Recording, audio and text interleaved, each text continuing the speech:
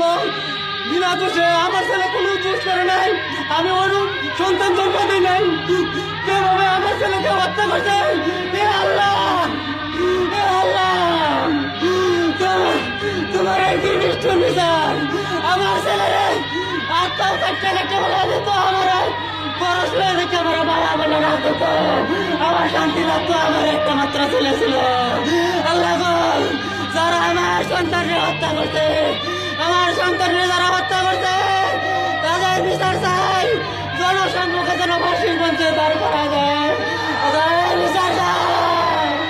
আল্লাহ, আমার কলেজের ছাত্রা করে বলছে, আমি আর বাঁচতে চাই না, আমি শুধু আমার ছেলের হত্যার বিচার দেখে বাঁচতে চাই। আপনারা আমার ছেলের জন্য আল্লাহর কাছে দোয়া করবেন। আমার ছেলে নিষ্পাপ, আমি জানি আমার ছেলে নিষ্পাপ, আমার ছেলে কোনো অন্যায় করতে পারে না।